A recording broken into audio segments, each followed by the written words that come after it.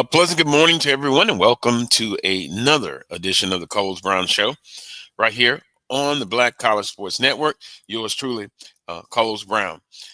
Guest this week, as always, the panel will join us very shortly. Here's what's trending on the Coles Brown Show. Southern University losing streak continues. Will it end today? We'll have that discussion. Up next for the Jaguars, the University of Arkansas Pine Bluff, a winnable game. Will the Jaguars be able to overcome all of the obstacles this season and get another win? Also, Southern University women's and men basketball season starts Monday. Wow. The women at Iowa, the men at the University of Arkansas. But when you look at the opening games throughout college basketball, particularly our HBCUs, they start on the road and they start with tough ball games. But do not be alarmed. There's always conference play, and just hopefully our teams will get a couple of non-conference victory. That's what we hope for, at least victories. And, of course, our SWAC Football Report. Now, let's join the panel. They'll come in one by one. Also, good morning to everybody in the chat room. I see Emmett Jones has some excellent questions and comments for us, and we'll get into the chat room as well. Coach Pettaway, good morning. Good morning, Carlos. Happy to be here, man. Yes, sir. We're happy to have you. Good afternoon, Willa Brown. Good afternoon, gentlemen. Hope everybody doing well. I'm doing well. And wait a minute, we have someone missing. Where's Charles? I guess he'll be in already. Charles with the search committee. Wait a minute, is that Alcorn search committee or No. He with the Southern search committee. Oh no!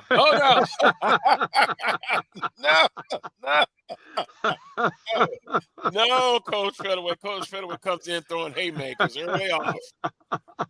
Although we will say this, he is in tune. He wants to know what's going on so much as far as the search committee. I will just say this: I'm privileged to some information. They hope to name a person, a coach, maybe a week and a half, within 2 weeks after the Bayou Classic, and I'll leave it at that. I'll leave it at that. Also, there have been a lot of interest, a lot of applicants for the job. And by the way, last week it was, it was animated last week about Coach Graves and being let go. So I won't take up the whole show talking about that.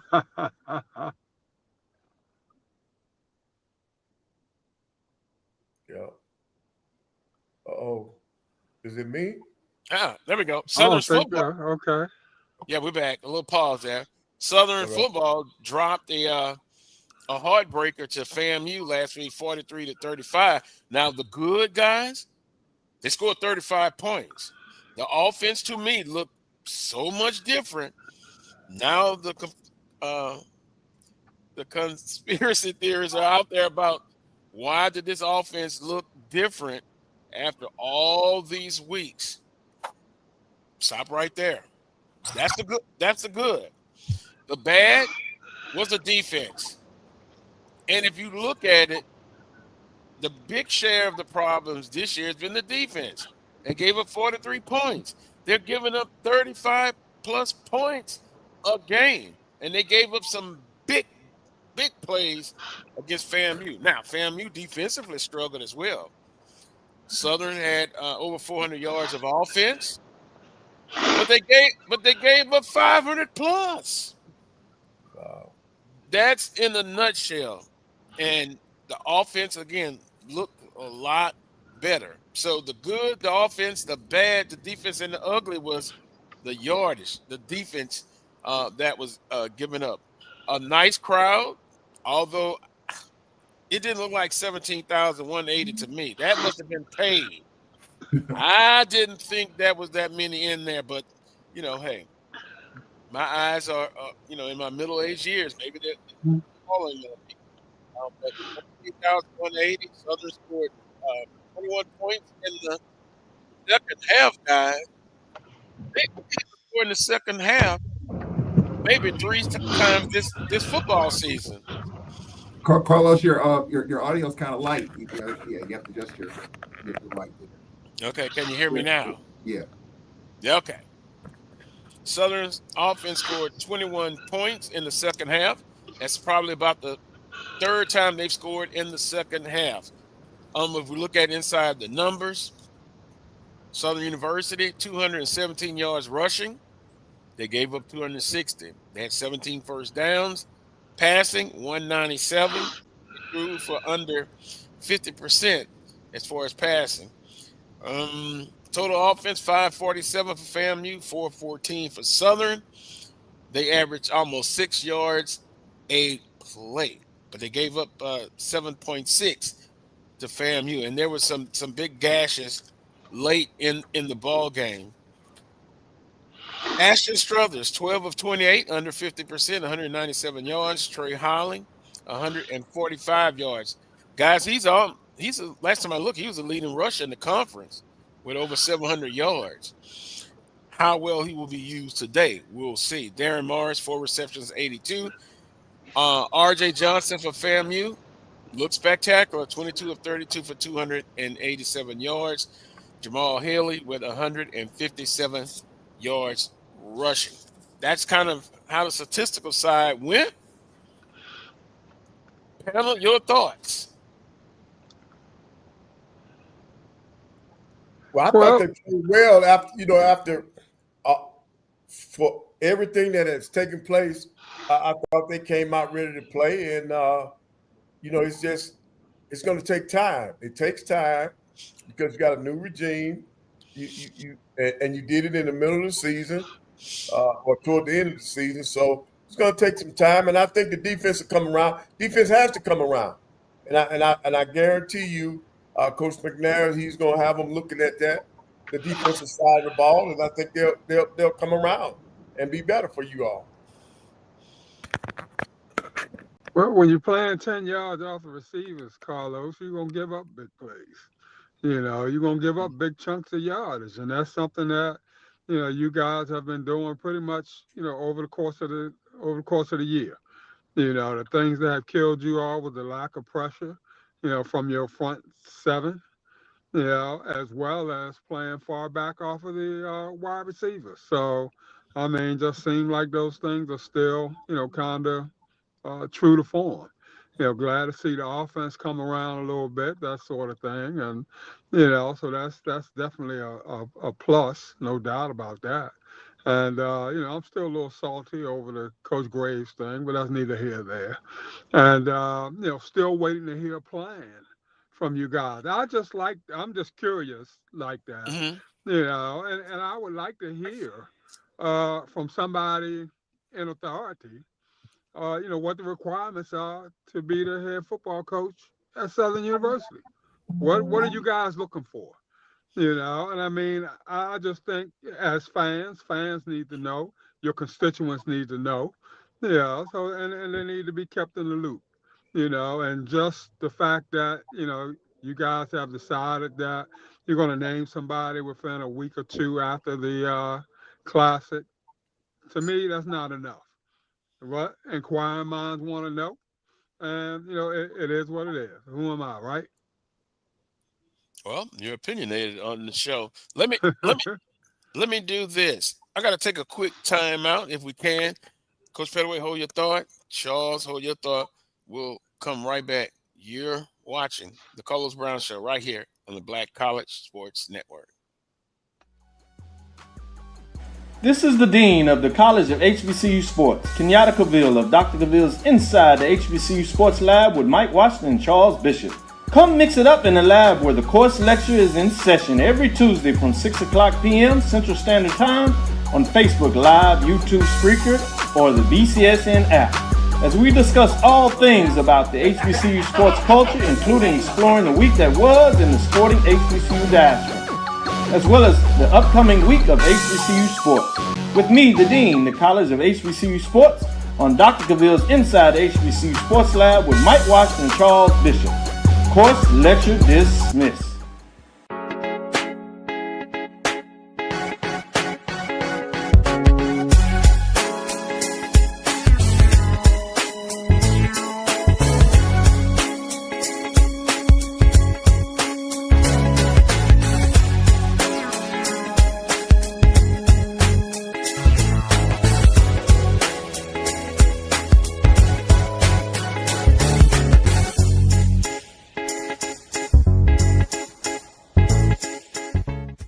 It's never too early to plant the seed, to share the tradition, and instill a sense of pride in your HBCU with your little ones. HBCU Pride and Joy Children's Boutique helps you share your school spirit with a wide selection of adorable kids apparel and accessories officially licensed from your favorite HBCU. Visit hbcupridejoy.com and follow us on all social media at HBCU Pride Joy on Facebook and Twitter. For over 30 years, HBCU Image has been more than just an apparel store. We've been a movement, a stance, a legacy. We celebrate the pride, the purpose, and the culture that make historically black colleges and universities legendary. Whether you're a student or a lifelong supporter, our gear lets you wear your HBCU story with confidence and style. Because when you wear HBCU Image, you're not just wearing clothes. You're wearing culture. You're wearing pride. You're wearing purpose. HBCU. College football fans, the Cricket Celebration Bowl is celebrating 10 years of crowning an HBCU national champion. A champion will rise at Mercedes-Benz Stadium on December 13th as the MEAC and SWAC champions clash in Atlanta. Join us for championship football, interactive fan experiences, and iconic marching bands. It's an HBCU family reunion that you don't want to miss. See who will be crowned the next HBCU national champion. For event and ticket information, visit thecelebrationbowl.com.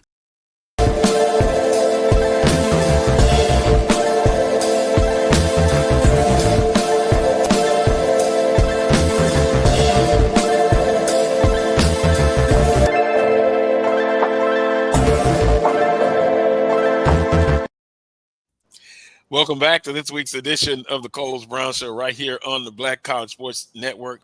You know, I'm doing a live podcast and somebody shows up at the door with a Subway sandwich. I started to take it, but it was for the neighbor next door. Look. That's part of the sponsorship, Carlos. That's part of the sponsorship, baby. Yeah. Charles, we were talking about the Southern and FAMU losing 43-35 last Saturday. Yeah, well, I apologize, first of all, for being on late here. They have all kinds of security here at Shell Energy Stadium, so you understand that. So, look, I had Southern to win the game, and through the first part of the game, I was excited because it looked like Southern had, found some offense and figured some things out. But obviously, Florida A&M, that RPO game is pretty good from what they did against Alcorn and what I saw last week against Southern University. But I think what it tells me is that we've been talking about Southern's defense all year, and I thought maybe they would get that fixed just a little bit. And obviously that has continued to be a struggle. And for me, that follows all these teams, I'm just trying to figure out, as good as Southern was last year defensively, and Carlos, you kind of hit it on it the last few weeks. What in the hell's going on with Southern defense? I mean, it's just Florida A&M's not an offensive juggernaut. They're not the Kansas City Chiefs. They can score the football. That RPO can get you off balance a little bit, but I didn't think FAMU would have the ability to score what they did and how they did it. And so I think offensively, I think Southern will be improved going forward. You got UAPB today, and I think that's a game they can score some points, but you can't win anything unless you can get some stops. And I think, even with Jackson State, Terenzo Quinn, the defensive coordinator, and Javancy Jones put on X, you win championships with special teams and defense. And Jackson's defense sprung a little bit of a leak last week. But Southern defensively has got to get it fixed. I don't think they have the ability to outscore teams like that. And so they got to figure out, Coach McNair's got to figure out a way to clean that defense up going forward. Yeah. I would agree. It is what it is. Poor defense for multiple reasons. I had someone who played at Alcorn back in the 80s said defensive line is kind of smallish. Look, and looking at the ends now, you got a big guy in the middle, but it is what it is now. There's just a poor defense, wrong angles, missing tackles, Yeah. no press coverage, as Willa said, playing 8, 9, 10 years off, and it just has been bad, and that is just a fact, and it points it out as far as the statistics. Can they get better? Someone in the chat room said, has Southern's fan checked out? I don't think they've checked out, but I think they realize that this defense is just poor, very poor. Can they make adjustments going forward the rest of the season? I really don't know. I just don't see it. Yeah. Well, if it's schematic, they have an opportunity to make changes. But now, if it's personnel, nothing you can do with personnel in the middle of the season. Mm-hmm. Yeah. And you have an anchor on that defensive side in Givens, who last year was just lights out, and you've hardly called his name. I don't know if he's been banged up or they schemed up on him where he's not as big of a factor. I don't know, but when you have an anchor or two, like we had that a couple of years ago in Malachi Bailey, who was one of our defensive stalwarts, and we don't have him, and you're trying to find another Malachi Bailey. If Givens is not that guy or he struggled, I don't know. I mean, but it's when I looked at Southern this season, I figured the defense would be fine. You just got to figure it out with Woods and that quarterback situation and offensively. But it's turned out to be, Southern's defense has got to figure it out, because it's going to be hard to win. Alcorn, you got Alcorn next week. We found a little bit of offense. Our quarterback is running the football a little bit, and when he gets the opportunity, so you're gonna have to score some points, to beat Alcorn. We've averaged 30 points a game the last couple of games. You have to score there. You got the Bayou Classic, so Southern's got to find a way to get out the field defensively if they want to have a chance to win any game the rest of the way. Maybe he can change personnel on defense, on the defensive line, but I just think it's philosophical. It's philosophical right now, Carlos, because it just seems like there are too many things breaking down almost at the same time. Conventional wisdom always tell you if you can't cover, you gotta press people.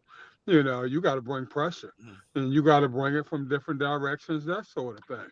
The goal becomes it goes from playing prevent and keeping everything in front of you to making people beat you right now.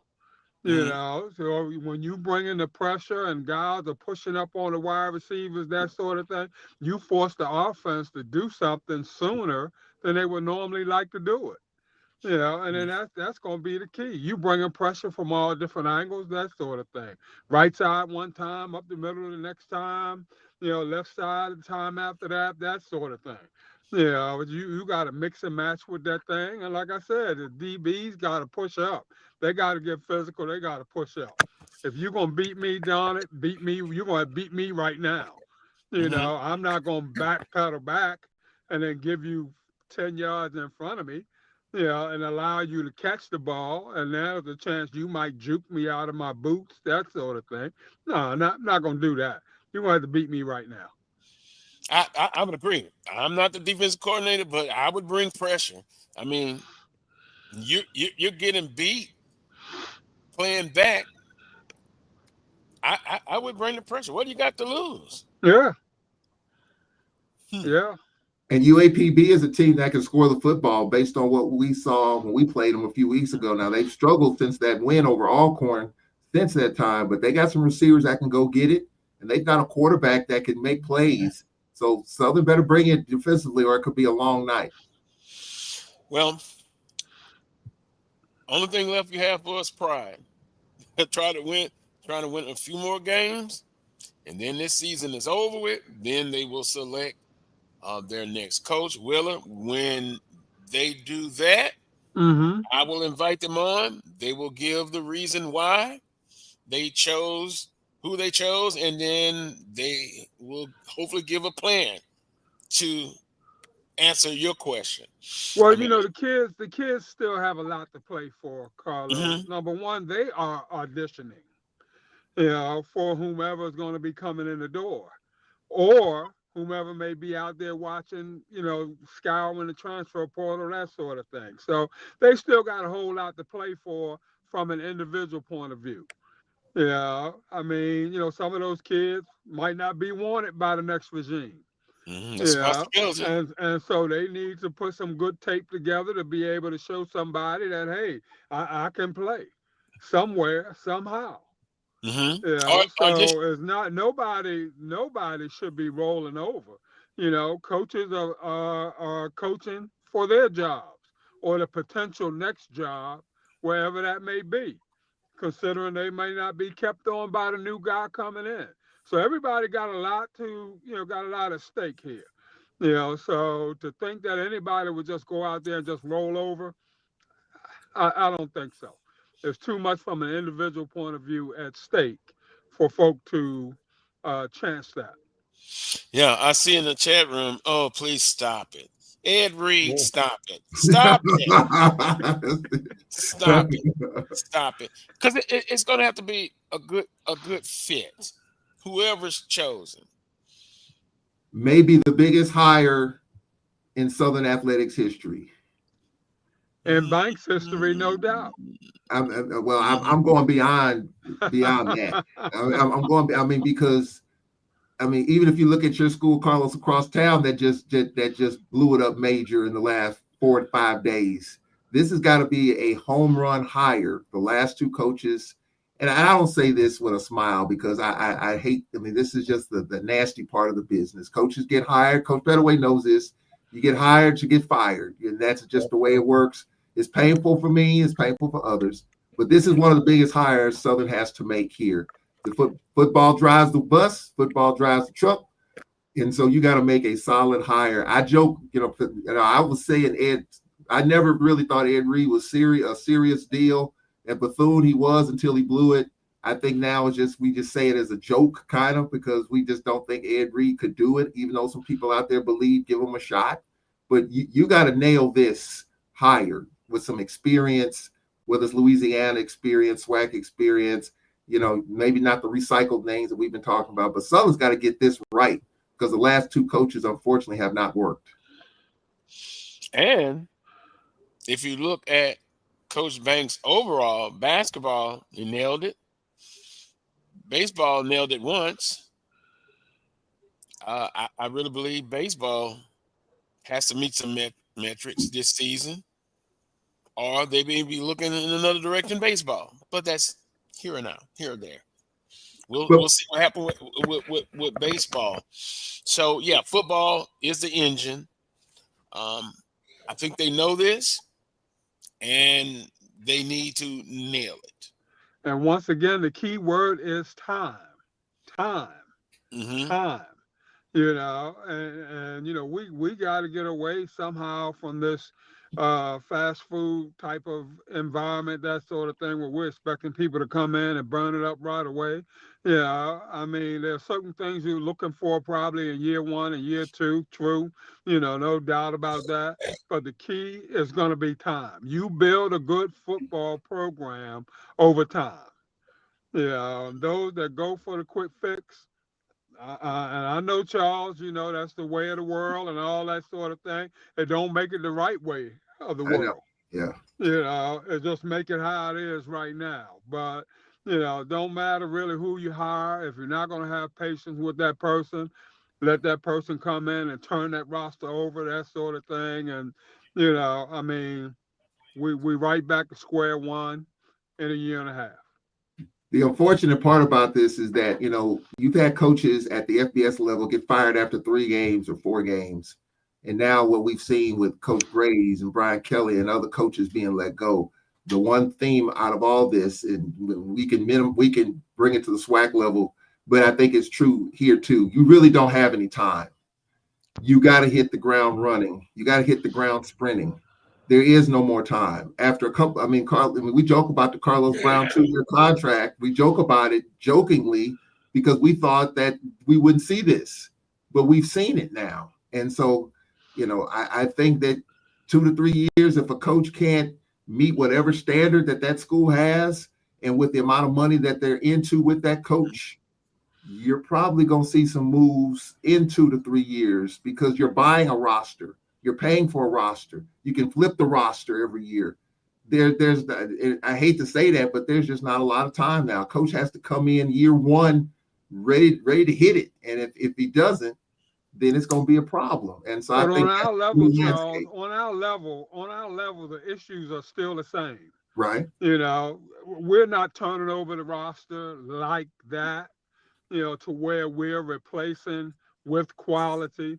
We still getting everybody else's leftovers, that sort of thing. That part has not changed at all. So if anything, it's just more people to roll the dice at, that sort of thing. But it's still a crapshoot on our level. It's going to continue to be a crapshoot. We're not able to spend money like the big boys are spending. We have to get out of that. That ain't our mindset. And the sooner all of us realize that and go back to the way things need to be, slow and steady wins the race, then for every prime or whomever that comes in and burns it up in a couple years, there's going to be somebody else that is going to take 3 or 4 years in order to reach that pinnacle that we're trying to reach. So, bottom line, at the end of the day, if you feel good about your pick, you feel good about, who you're bringing in, you give them the resources necessary, you sit back, you evaluate them along the way. And, at year 3, whether or not you got a winner on your hands or not, but before then, I think you're rolling the dice from an administrative point of view. Yeah, right. And I don't know. Just me talking, I guess. Now, Will, our finances haven't changed that much, but our expectations seem like they have, man, they're more. Yeah. Our expectations our expectations are ahead of our finances. Mm-hmm. And they always have been, Coach Pettaway. Yeah. They always have been. So would it be right to say, Coach Pettaway, in your coaching career, did you ever have a losing season? Yeah. Okay.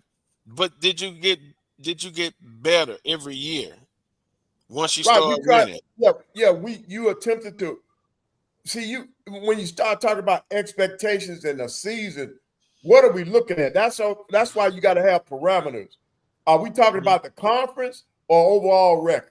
See, now in your conference, our job was to win in your conference because there are not very many HBCU institutions that are going to have an overall winning record in basketball because they play so many guarantee games. All right. So the success that you're looking for is within your conference. Now, if you have a down year, you need to be ready to go to next year. That's bottom line. Even in basketball, they only looking at what have you done for me lately. And that's what they're doing here in football. They're not giving these guys a chance. We sit here and we make jokes about the 2-year contract. Really, that's all they're giving people. Mm-hmm. You got 2 years to prove that you can get a job done, or else you can have a 4-year contract, but they want you gone. Mm-hmm. So I think, improvement every year, because I think I looked at Coach Oliver. Mediocre first year, but he started building. When you look at Southern University, they won the West, and then they had a big drop off. If you can just build every year, I think I would be satisfied with that. I always have, not to your point, expectations. Every year you ask me about expectations. I expect to get to Atlanta or bust. That doesn't happen. But Carlos, when you come in the door, when you first come in the door, 9 times out of 10, you taking over somebody else's program. So even though we talk about the transfer portal being the right now, flipping pancakes and all that sort of thing, you still, when you come in the door, you're taking over somebody else's program. Now, in Coach Graves' defense or offense or what have you. He probably had a hand in the recruitment of a lot of those kids, which probably necessitated that he should have hit the ground running and gotten it done quickly, which he did because he won the West his first year in the door. Now things have happened, this year, that sort of thing. They haven't met expectations. And so, people decide that it's time to go in another direction. But, we always talk about that first year success being a kiss of death, and he's not the only one who has gone through that.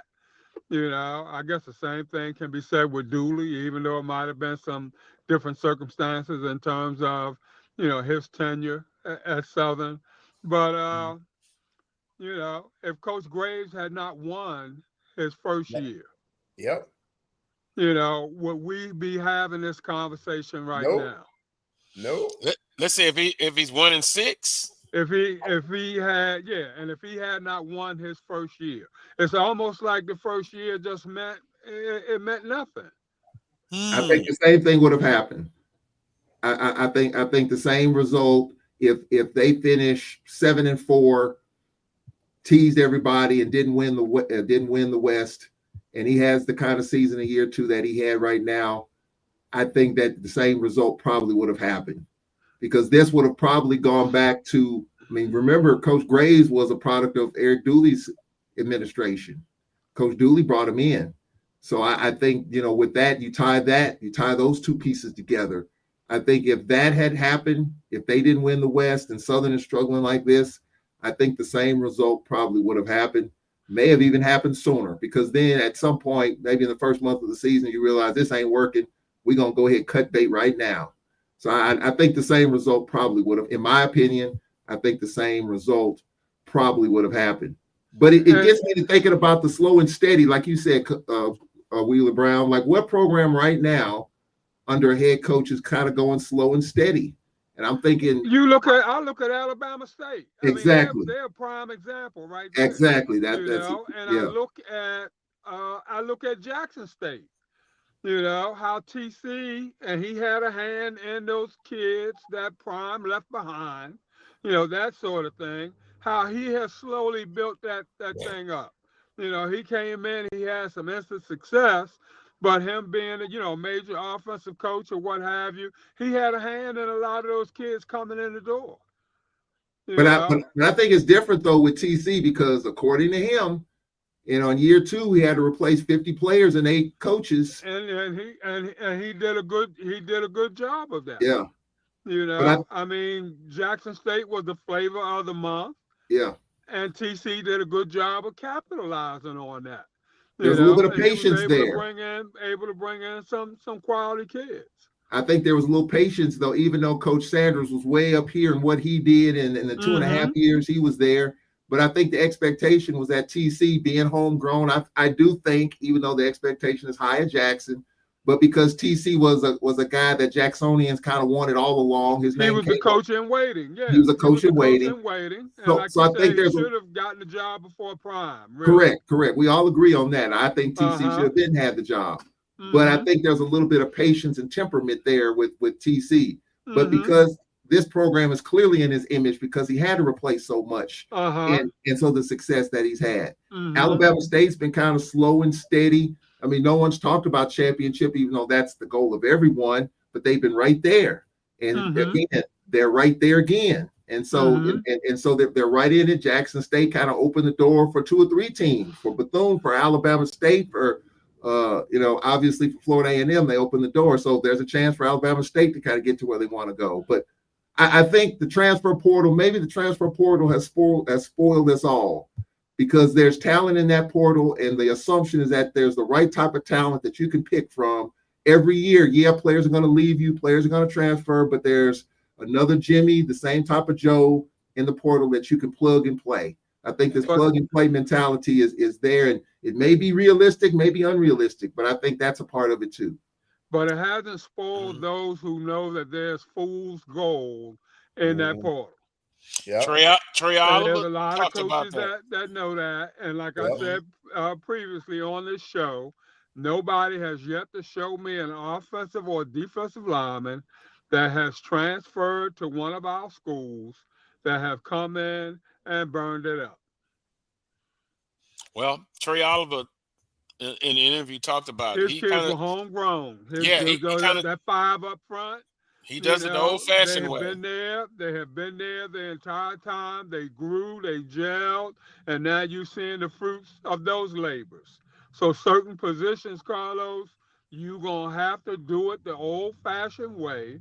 You know, you got to get in there and with those building blocks in that weight room. You know, you got to have good offensive and defensive line coaches that's going to grow those kids. We still got to make ours up front. Yeah. You know, for all Yes. the other stuff, the wideouts that are coming Mhm. in and the QBs that we're plucking off trees, that sort of thing, for all that, that's well and good. But at the end of the day, those big bodies up front, we still have to make them. You still have to coach. You still Yeah. have to Yep. coach, make fundamentals. So Yeah. what's good for Johnny may not be good for Tommy. Yeah. Mm-hmm. And that's the way I look at him. But he did it the old-fashioned way. And so the next Southern coach, you're right. You said earlier, they're auditioning. They may have to turn the roster over. You know, I had some people say, look, defensive coordinator, Coach McNair, let somebody else become the interim defensive coordinator, because what has been happening the whole season just ain't working. It's not working. And thus we go to that. It's plenty to build on. UAPB coming up today for Southern University. I simply think you just have to give Trey Holly as many touches. Look, he will need oxygen afterwards. He's going to run it. He's going to be involved in the passing attack. Get him the ball. Ashton Struthers, you can't hurt the team. Ball security. Give your offense a chance to lead this football team defensively. I think, Willie, you said it earlier. I'm like a hornet's nest. I'm attacking from everywhere. And if I get beat, so be it. I get beat So that be way. it. Yeah. You have nothing to lose. But I'll have my prediction on that. It's a winnable game for Southern University, but expect them to keep every week to outscore the opponent. That's going to be tough. So defensively, they've got to bring whatever game, B plus, C. And then special teams, you just can't hurt yourself with shank punts, kickoffs, all of that, and kickoff coverage. I don't know, guys. I still see pooch kicks. Right. To me, now, have y'all seen it? I have. Is it that you're not good at covering, Coach Pettaway and Wheeler? Because now, last game they did kick it deep. So you can kick it deep, but what has been the strategy about these pooch kicks? Because we can go back, North Carolina Central. Holly breaks off a long when they score. You pooch kick. The next play, North Carolina Central breaks off a 50-plus yard touchdown. So you think he's telling him the pooch kick, Carlos?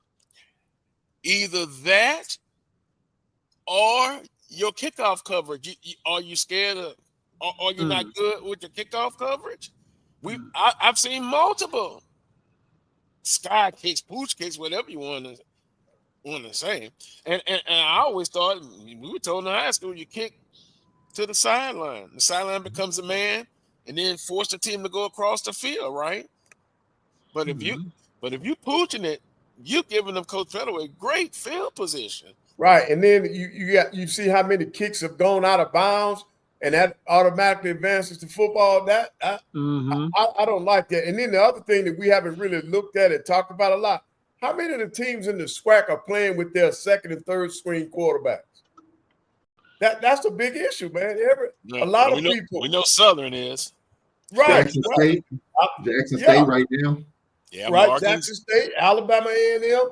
All of us are playing with either second or third string quarterback.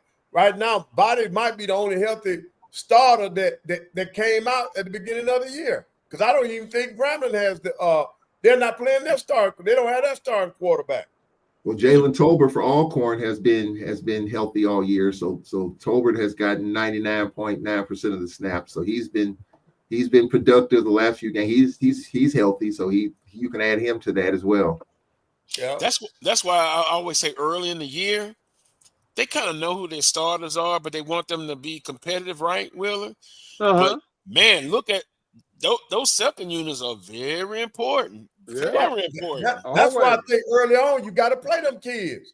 You got to play them in the event that your number one quarterback goes down. Those guys need game experience, man, in order so that your team doesn't drop off that much when they are forced into action. What we know, part of our 6th straight division title run came with our backup quarterbacks. John Gibbs was a 4-year starter. Then he got hurt. Then Lenore's Footman came in the Southern game, and he led us to a championship. Then Noah Johnson came in, and he helped us there. And Lenore's Footman came in. Felix Harper. So we've had a situation where we've won with our number 2 in the past. But that's in these days and times, even in NFL, it's a struggle for your backup quarterback to get something done. I mean, you get one at the trade deadline that can help you like a Flacco, but you got what you got. And so Jalen Daniels is hurt. Mariota's not getting it done in D.C. You can definitely tell that. Kirk Cousins is struggling in Atlanta. So even at the NFL level, these backups, even though you say, hey, your backups got to be like your starters, it's not the same. It's not the same reps. You try to replicate it, duplicate it. You do all that stuff, but it's not quite the same. Well, I mean, they're backups for a reason. They're backups for a reason. If they were starting caliber quarterbacks, they'd be starting somewhere. Yeah. So I mean, you get what you get. Some are better than others. There's very few teams on any level that's got 2 quality starting caliber quarterbacks on their roster. Just doesn't happen.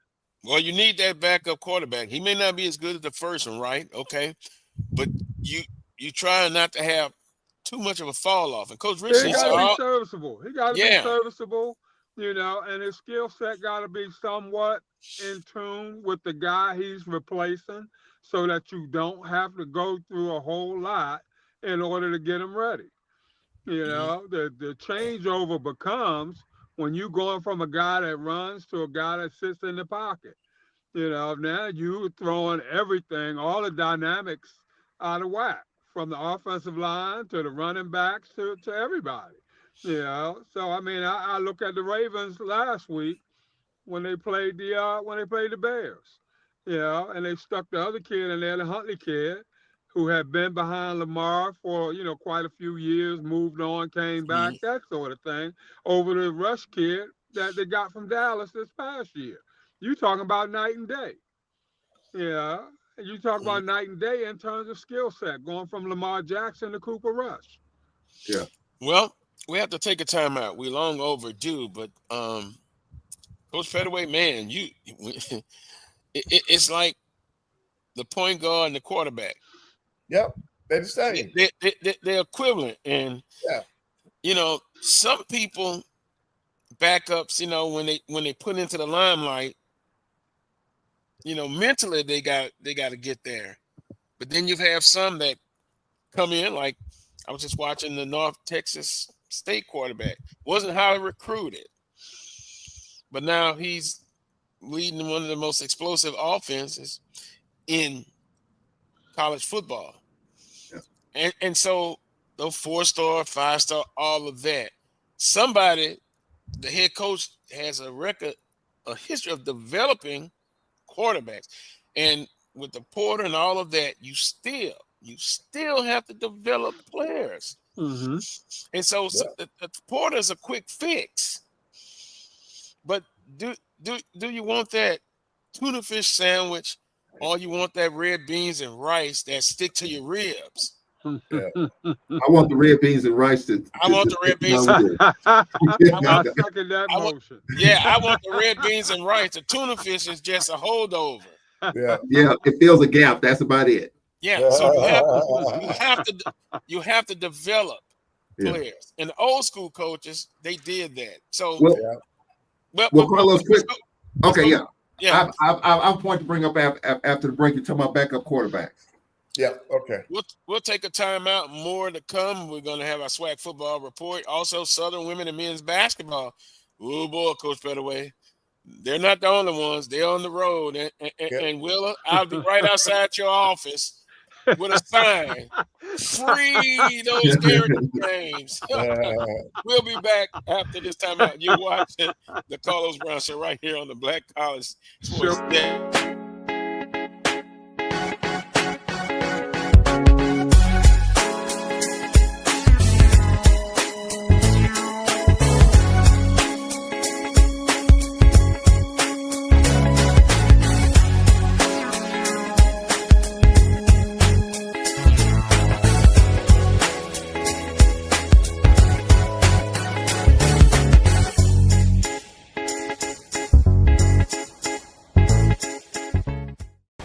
Football fans, the Cricket Celebration Bowl is celebrating 10 years of crowning an HBCU national champion. A champion will rise at Mercedes-Benz Stadium on December 13th as the MEAC and SWAC champions clash in Atlanta. Join us for championship football, interactive fan experiences, and iconic marching bands. It's an HBCU family reunion that you don't want to miss. See who will be crowned the next HBCU national champion. For event and ticket information, visit thecelebrationbowl.com. For over 30 years, HBCU Image has been more than just an apparel store. We've been a movement, a statement, a legacy. We celebrate the pride, the purpose, and the culture that make historically black colleges and universities legendary. Whether you're a student or a lifelong supporter, our gear lets you wear your HBCU story with confidence and style. Because when you wear HBCU Image, you're not just wearing clothes. You're wearing culture. You're wearing pride. You're wearing purpose. HBCU. With over 25 years of serving our communities, Destiny Financial Services, a division of Global Life, is here to help you and your family through difficult times. From cancer care to accidental industries to cardiac care, we all know that there are times that you can't control what happens in your life, but you can be prepared to weather the storm when it comes. Call DFS at 877-300-8269 or visit the website at www.globelifeinsurance.com. That is 877-300-8269, or again, the website at www.globelifeinsurance.com. ESPN Events presents Red Lobster Band of the Year, a title reserved for elite HBCU marching bands. A season-long competition that culminates in Atlanta on Friday, December 12th. Drum majors, percussion, drill, auxiliaries, musicality. All aspects will be examined by the toughest judges in the world of college bands. 4 will qualify for the big stage, where national champions will be crowned. Follow us on social media for rankings updates throughout the season. And join us in Atlanta on December 12th. For event and ticket information, visit bandoftheyear.com. Welcome back to this week's edition of the Carlos Brown Show right here on the Black College Sports Network. I was looking in the chat room. Not that I got anything against tuna fish and crackers. A minute of days, it helped you get through the day with a good old tuna fish sandwich and home cooked fries. We're waiting on Charles to get back, but I'll go in the chat room. It was a question. Okay. Hey, Johnny O2. Mr. Brown, how good has Southern's nutrition and strength program been over the last few years? They brought in a new strength and conditioning guy, but to be honest with you, they could use more. They could use a better weight room. That is something that's been on the table. And Coach Banks doing that press conference, that famous press conference when he talked after Coach Graves, there is a commitment from the powers that be to do more in that area. They've committed some more resources. There's a grand master plan, but you know about those grand master plans. They're building stuff on campus as we speak on the academic side. They also have an athletic piece as well. But it takes a lot of money, Coach Pettaway. Oh, yeah. A lot of money. So they're building bit by bit. Could you snap your fingers and have it here tomorrow? No. but that's kind of what they need, and they kind of have committed. They've realized that you have to do that. But in spite of all that, I go back to Trey Oliver. He's not happy with the facilities at North Carolina Central, but he's still coaching. They still having a good record. You still It's your house, coaching. Carlos. It's your Yeah. house. It's different when it's your house. Right, You right, know, right. he's a Central grad. They've always been that way, that sort of thing. Don't make it that's the way it should be, that sort of thing. But, when you're at home, and that's your place that you help. I ain't gonna say you help build. I don't know what kind of player Trey was there, but I mean, there's a little bit. It tugs at your heartstrings there. You want to see it do better. There's no doubt about that. But it's still your house. Right. And he's still working. Yeah. And I guarantee you, Wheeler, one of the areas that most coaches, football and basketball, would tell you that need to be improved would be weight and strength and nutrition. No doubt. And we don't have very many programs. We don't have very many programs that have made that investment to where you got an actual training table with nutritionists and that kind of stuff. We haven't done that on our level, man, to my knowledge now. And a lot of times, Coach Pettaway, our coaches haven't demanded that. Right. The sports and the major sports, that sort of thing. I can guarantee you the next Southern football coach is going to come in and ask for a strength guy just for football. If he's got any moxie to him at all, that's going to be number one right there. And that would be a question if I was on the committee that I would ask him. Because I want to know who's your offensive and defensive line coaches. What is it that they bring to the table, pedigree wise? That's I want to know those things. Because I know, where the butter meets the bread. Yep. And it's going to be in those areas right there. I think you're talking old school versus new school. So you just mentioned Trey Oliver, a Terrence Graves, an Eric Dooley, a Fred McNair.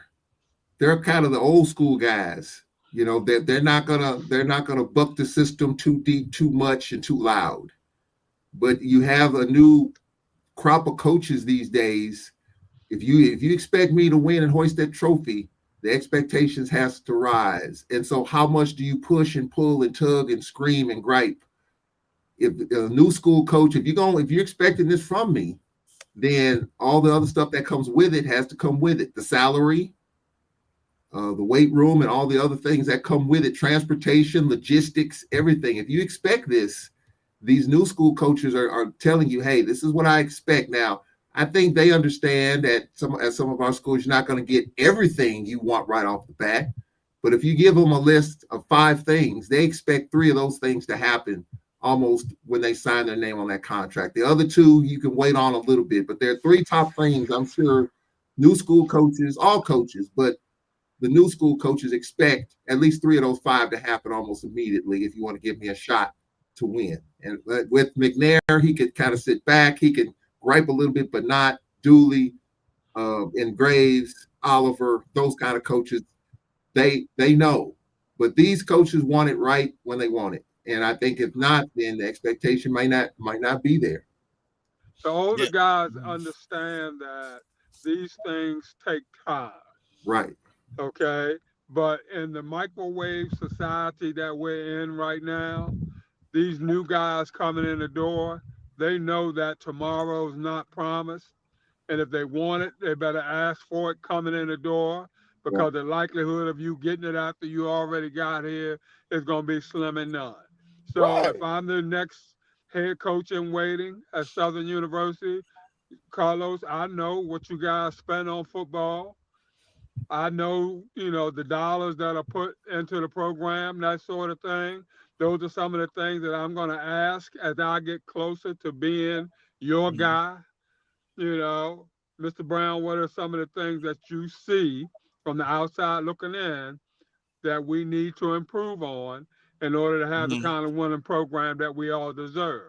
And then I'm going to go through A, B, C, D, that sort of thing. I'm going to list my priorities. I'm going to put them out there on the table. And, and I'm going to ask about the possibility of these things getting done as soon as possible. And my caveat is, look, you guys got high expectations. The last two coaches here only stayed a year and a half. Now, if y'all want this thing to be where it needs to be, these are the things that I'm going to need in order to take it to the heights that you all are expecting it to be. And right, if not, and you got to get it in writing. That's right. And if not, let's stop blowing smoke up each other's butt, Right. and you can go ahead and move to the next guy, and I can go back to being the offense coordinator at Podunk U or what have you until a better opportunity comes forth and I'm ready to put my hat back in the ring.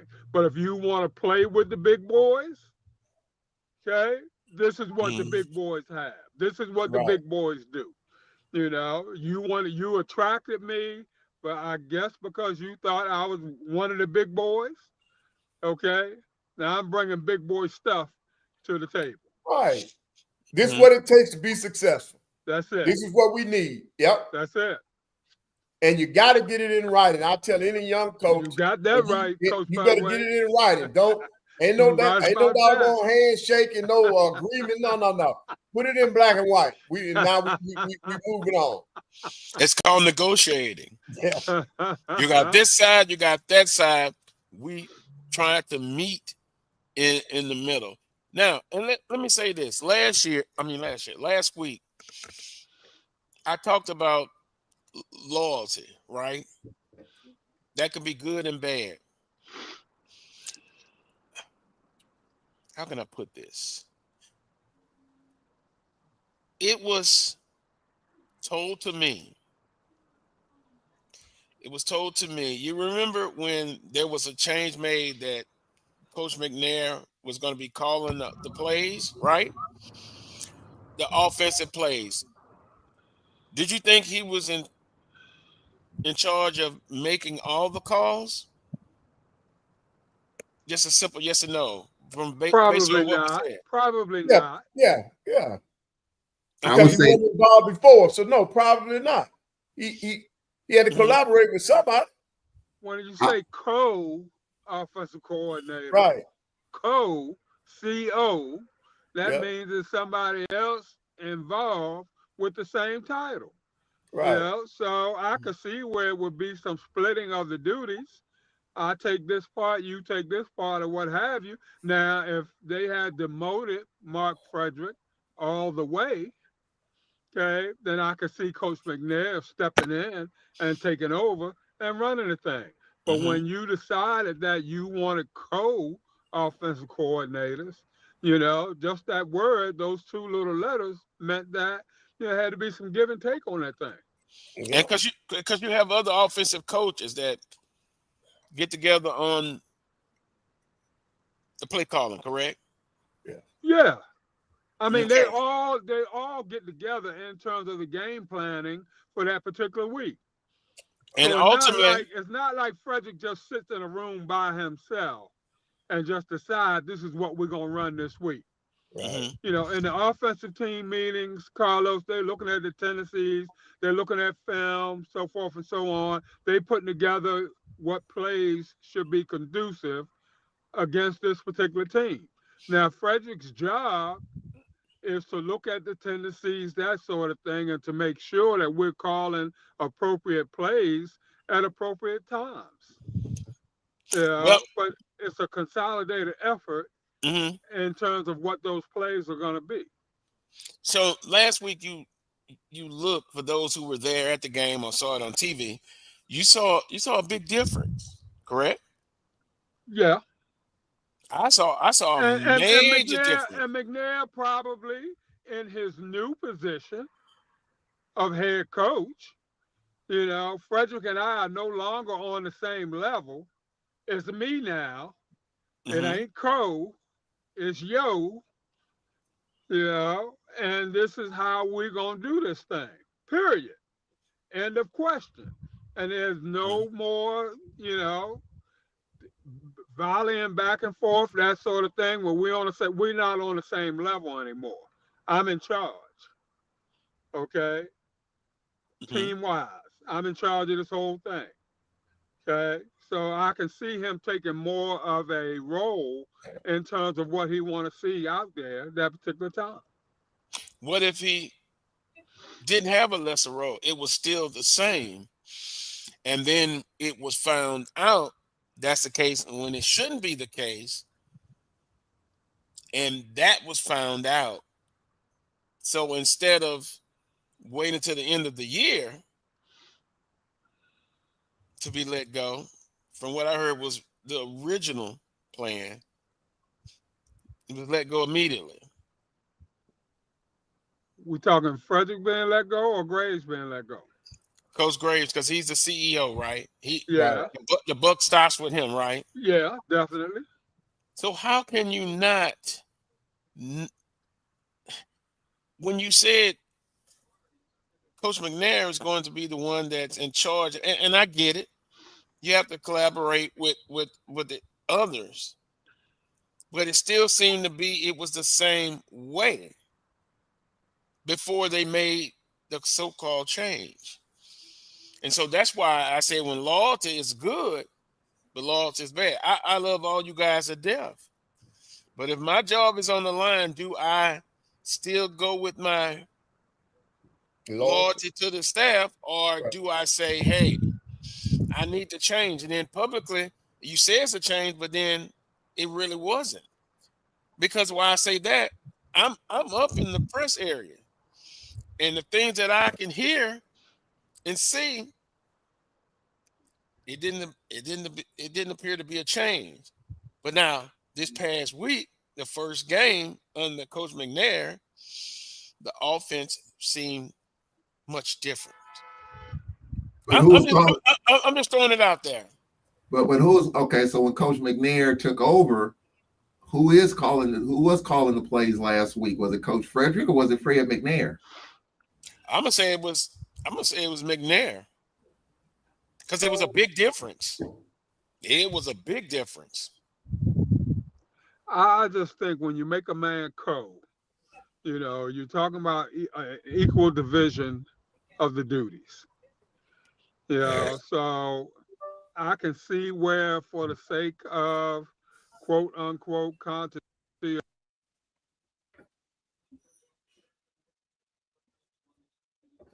Wheeler.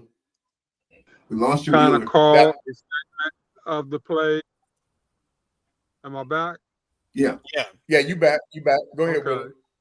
Yeah, so I could see where they may have allowed him to call a segment of the plays, that sort of thing. Might have been a thing of McNair calling the run and Frederick calling the pass or something to that effect, or I can almost see that. But I mean, at the end of the day, when you don't put somebody directly in charge, Carlos, and say, if he would have said Coach McNair is now the offensive coordinator, and Mark Frederick, you've been relegated to being a running back coach, that sort of thing. Coach McNair is in charge of all play calling duties. See, that's what I thought it was. The whole 9 yards. Maybe my mistake, but that's what I thought it was. But when you give the titles of co, that means we're on equal footing. But did they say co? They call them co-coordinators, didn't they, Charles? Coach Pettaway? I don't think so, but maybe I'll go back and look. I thought I did, back when that happened, I did hear the word code come up. Oh, yeah. So I thought I heard it made the difference. I thought I saw it too. Yeah.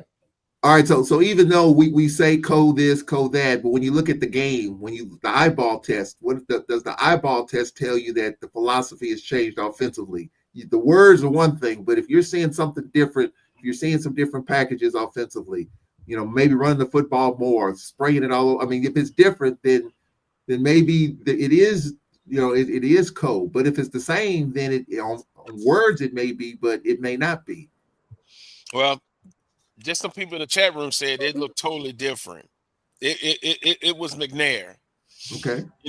Putting his stamp on it. Put it that way.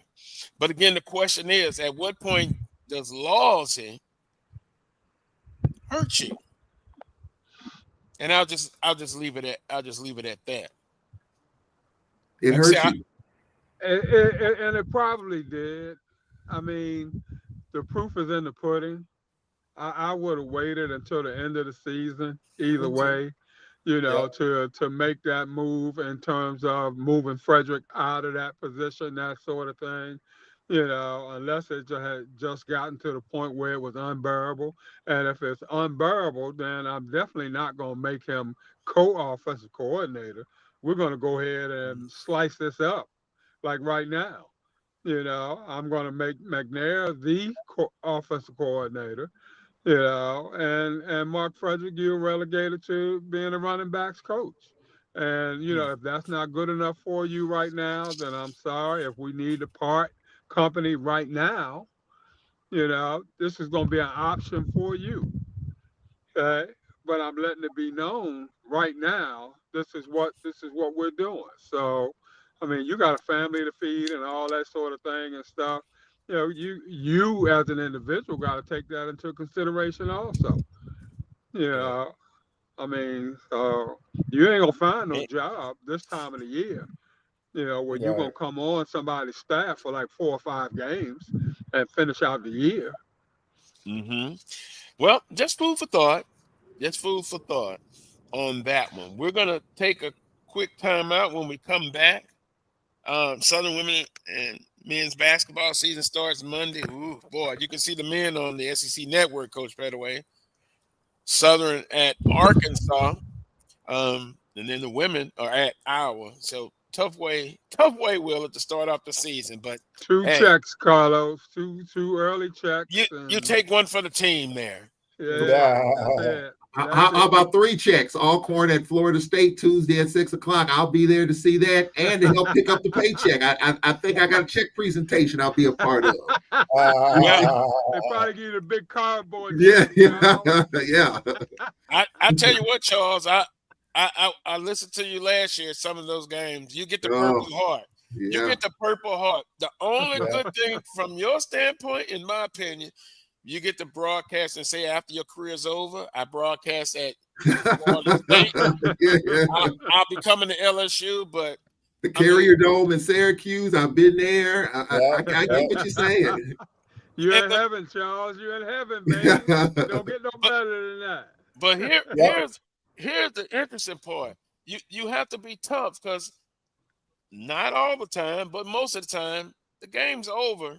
They go on a run right before half, and to keep a straight face of saying, it is what it is. So, And see, Carlos, in my case, the first time I stepped foot in Rupp Arena, first time I went up to Ohio State. See, you remember all this kind of stuff. Your first time stepping there now, but you don't want to remember them games now. No, right, exactly. I've been to Rupp Arena too. Dave Whitney's from Lexington, Kentucky, so it was a homecoming for him, and he got all the flowers. God rest with Coach Whitney, so he got the flowers and all of that. But Kentucky beat us by 50. So I mean, it really makes you want to. Well, I'm gonna say it kind of tugs at your heart a little bit to see that your team is playing as hard as it possibly can, and you look up and you're down 40. I mean, it's tough. But hey, we all Nate Kilburn, our women's coach, said it best. We all know why. Did they bring good snacks to the table? Yeah. You're in heaven, baby. The media room is top notch. I mean, you can get you gonna eat before the game, you're gonna eat at halftime, and they're gonna give you a popsicle after the game. So That's what I'm talking about. You're gonna eat good, but other than that, it's tough to stomach those games. Yeah, it's tough. It's tough. Oh boy. We've talked about that before, and then I have to see Wheeler smiling from year to year.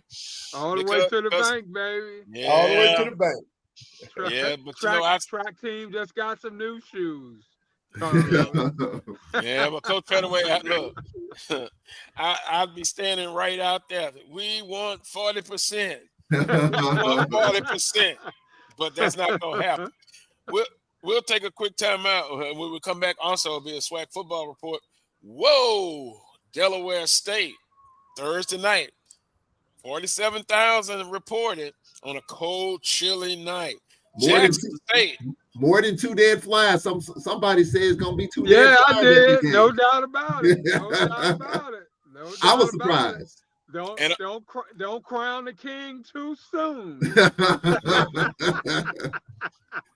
Also, Grambling State knocks off Jackson State for the second year in a row. Our thoughts and prayers are still for Baton Rouge native Cesarian T-Set, who was injured in that football game. And then some big ones tonight, this afternoon, a lot of 2 o'clock games. Alcorn, Texas Southern, Prairie View, and Alabama State. And then also the late game, Jackson State at FAMU. I'm going to tell you now, Jackson State's going to be in a nasty mood, but they've got injuries at quarterback. We'll have our predictions as well. You're watching the Carlos Brown Show right here on the Black College Sports Network. We shall return after the siren.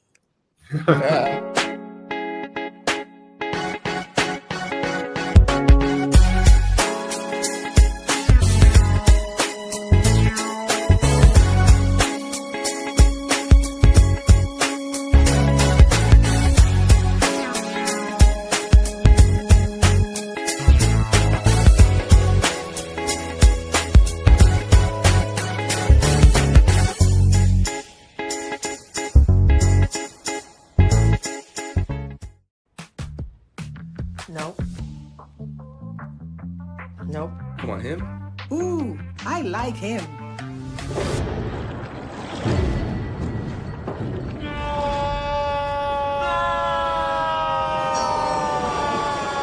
Quick, the quicker picker-upper. Bounty picks up messes quicker, and each sheet is 2 times more absorbent, so you can use less. He's an 8. He's a 9. Bounty, the quicker picker-upper.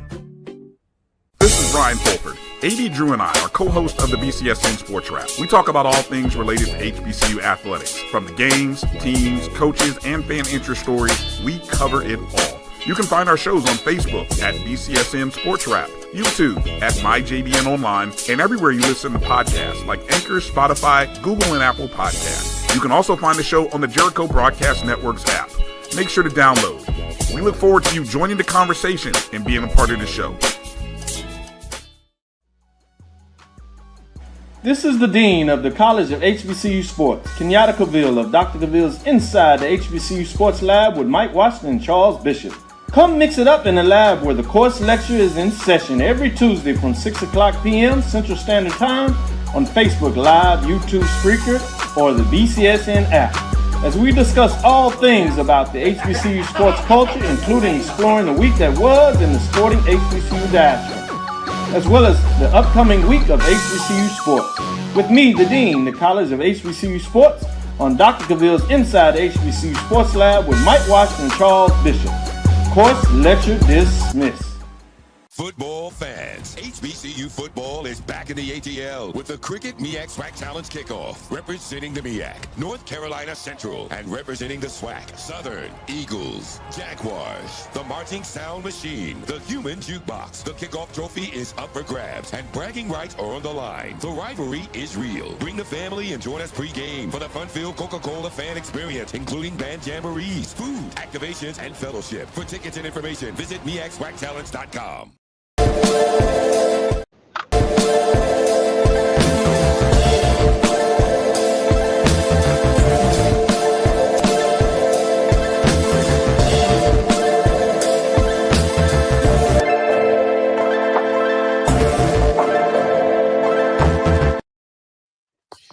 Welcome back to this week's edition of the Coles Brown Show right here on the Black College Sports Network. Yours truly, Coles Brown, in the beautiful weather of Baton Rouge, Louisiana today. Coach Pettaway, the high 71 degrees, the low tonight 45, beautiful sunshine.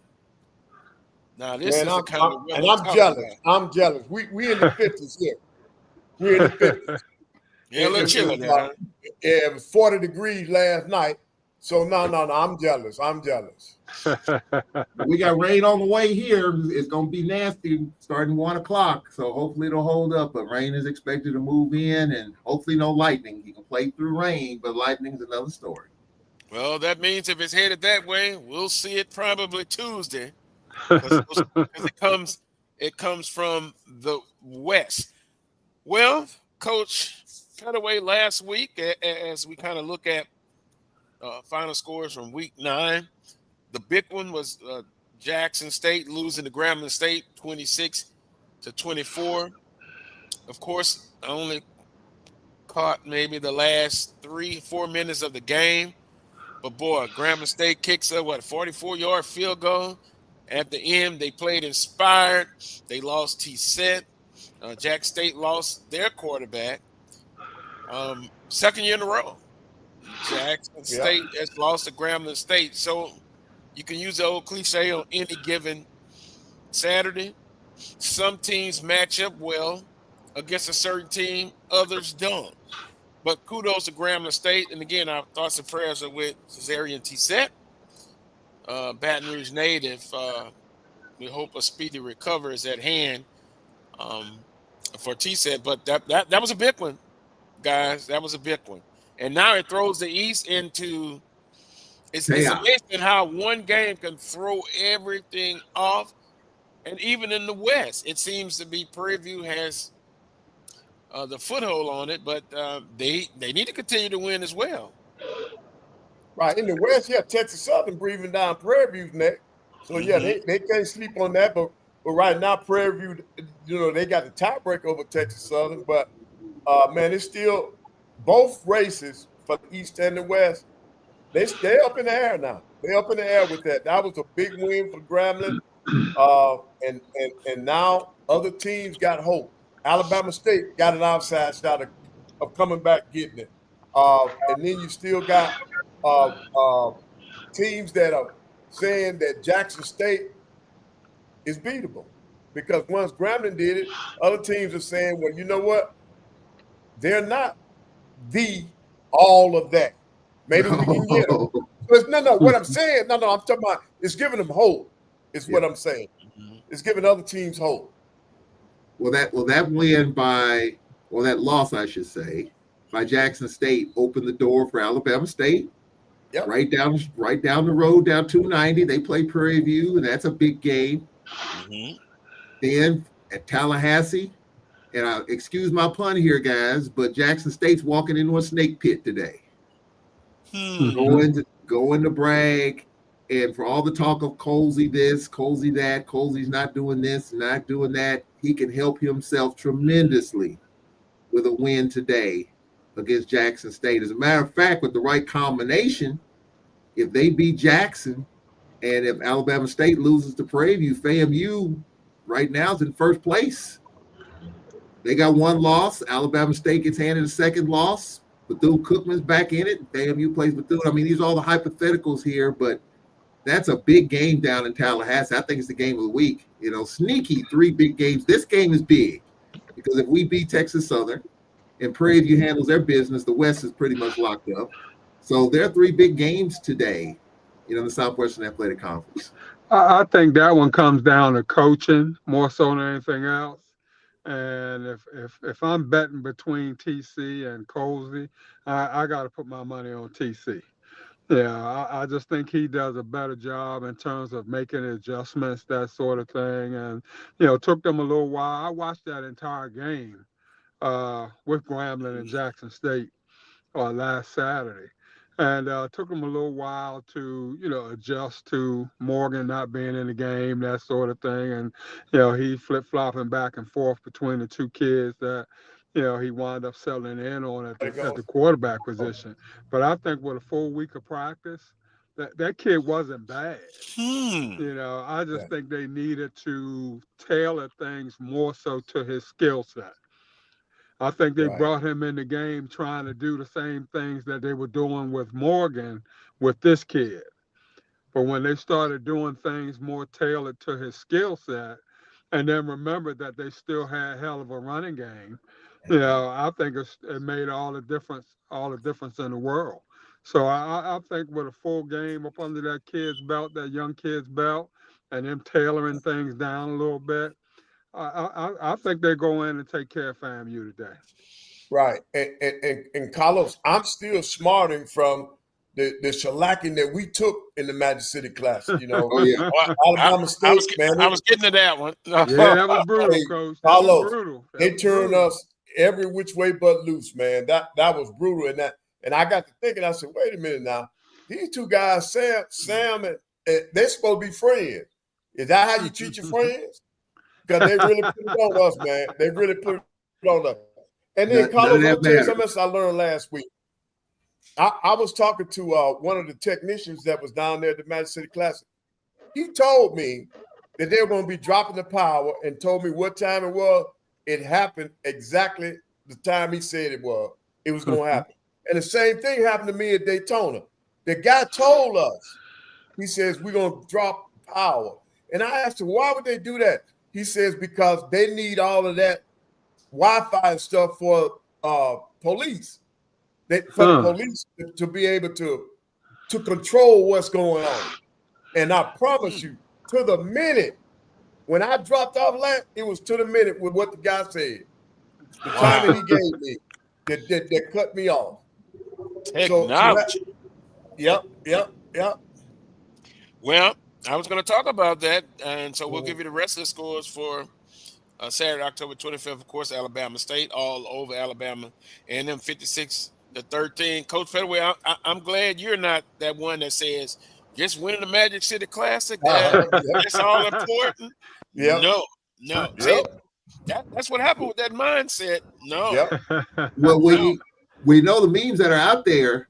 You know, immediately after that game and the lopsidedness, immediately people started posting Cardell Maynard's picture out there and saying, well, when Maynard was coach, Alabama A&M didn't lose like that. Yep, and I'm like, man, where are we? I mean, I'm not surprised at that either. I knew that was coming. I knew somebody was gonna say that. That's Shay's first year, though. First year, backup QB. I mean, I didn't expect that though, guys. I wasn't expecting that. You don't want nobody to drop almost 60 on you. Yeah, I didn't expect that. But I mean, but it's always next year, and Yeah, vengeance it is is. mine. Bethune-Cookman, they have a chance in the East. Nobody's really talking about them. Yep. They defeated Arkansas Pine Bluff 31-14. Although I will say Bethune-Cookman's defense, they're near the bottom, and then going up against a inept Southern's offensive team, you know, that could be fool's gold. But defensively, they still have some things to work on. Alcorn State over Valley 32-10. I thought about Valley's coach back at SWAC Media Day. He said they were going to surprise some people. They were going to be tough.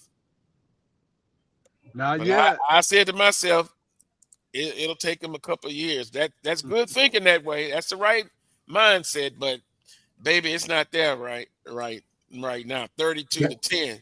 Valley needs a quarterback. They have receivers open. Quarterback just couldn't get it to them. So they need to find a quarterback that can get it done, as well as some other things. But you saw open receivers. You were holding your breath. Quarterback just couldn't get it there. Well, against a good offensive team, Alcorn, you should worry about that. Southern loses to FAMU. We talked about that 43-35, and it was Prairie View over Lincoln, California, 38-0. I had somebody tell me if they never see Lincoln on the schedule no more, they would be happy. Hopefully they finish with the SWAC tour now. Yeah. Wishful thinking, probably not the case. I guarantee you Lincoln's on somebody's schedule next year. I'm willing to bet a couple of quarters on it. Well, I know who they bet not show up in Baton Rouge. You know, Bumper Stadium? No. They should want to raise, I tell you that. They should want to raise. Well, those young men, they ought to be given the Purple Heart for taking one for the team. Boy, you're always taking one for the team, but besides the Purple Heart, show me something. Yeah. Well, maybe. Well, Carlos, look. I mean, we're joking about this, but Southern's going to have a new coach, and maybe the new coach wants a game like that. He might want a couple of them Baptist Bibles. Yeah, I'm just saying. I'm just putting it out there. Well, I put it out there. That's a disqualifier. Okay, I'm saying that. That's a disqualifier. If that's a requirement, we'll just move on. And let me say this: there are a lot of hungry Division II coaches out there that are willing to step up and take the challenge. I'll leave it at that. I just know this. One thing, they're talking to everybody. They're literally talking to everybody who will be the next coach. And I don't know if a D2 guy would be a good fit for y'all, Carlos. I think expectations are a bit high for a D2 guy to walk in there. It's just me talking. Now, I understand. Yeah, I understand. That's your opinion. I understand it, but I'm telling you, you'd be surprised at the applicants. It's well over the 200 mark. Yeah, easy. That could be expected. Wow. Now the cream shall rise to the top, right? The grits gonna hit the fan when you start narrowing it down. And there's gonna be a committee. They've hired a search firm, didn't it? They've hired a search firm. Yeah. Also to help, and you know how that is. Who's the firm, Carlos? Who's the firm? I don't know. Okay.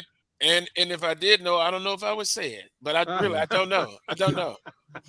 Wait, now that's a discussion too that we've had. Is it? I mean, search firms cost you money.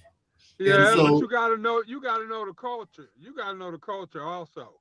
Yeah. You know, if you just hire a search firm to come in and look at resumes, I mean, I can throw a whole bunch of stuff out there. You know, that sort of thing. Resumes look good. Get you a good resume writer. You know, you might rise right to the top. But you know, it's like this. You could present me all of this, but if I'm Coach Banks, I still got to do my job. You know, I still got to have a committee to look over it. You know, everything that glitters not gold. That's why it's a process. You know, we start for 200, and then we narrow it down to 15 to 20. Then we narrow it to 5. Well, no, we narrow it to 8, then to 5. And then we make a choice. But remember, the choice that you make, you own it. That's the receipts. Well, Carlos, I'm looking at the comments. Edwin Moore said South Carolina State and Central hired D2 coaches. And so they did.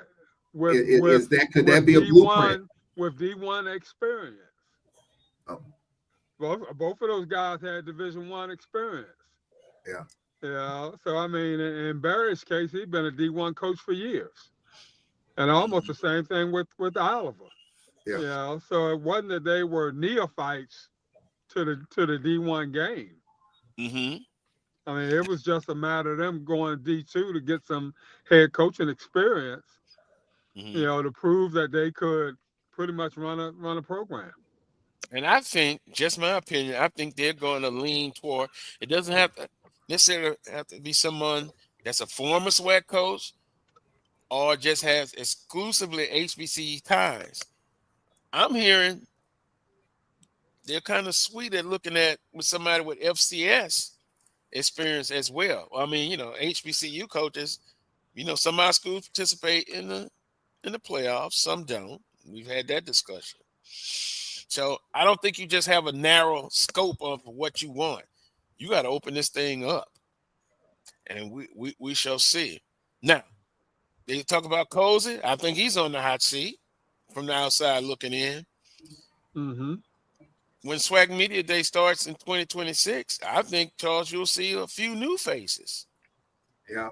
Just my opinion. Still got 5 more weeks left in the season, 6.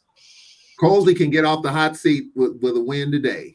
I think his seat cools off a little bit. If he beats the SWAC and HBCU champs and has control of the Eastern Division, I think fans will back up a little bit on Colsey. It's gonna be a tough one, but I think if he wins that, I think Mickey Joseph helped himself last week. Now, some people might say that you beat Jackson last year. Some people would say that didn't do anything, yay or nay. I think it helped him as a Gramblinite. I think it helped him a little bit. He's got to finish out the string, wins the Bayou Classic, and let's have a conversation. Now, Mickey Joseph might not want to come back, but I think Grambling could, if things go right, make him an offer to get him to stick around. I don't know. Posey can help himself if he wins at home against Jackson State today, in my opinion. Mickey Joseph may have outsmarted us all. Yeah. From my understanding, he just wanted a 2-year contract. Yeah, he did. He didn't talk to me about a 2-year contract. So he may have left himself some wiggle room and flexibility. Yeah, he did. And there are openings out there.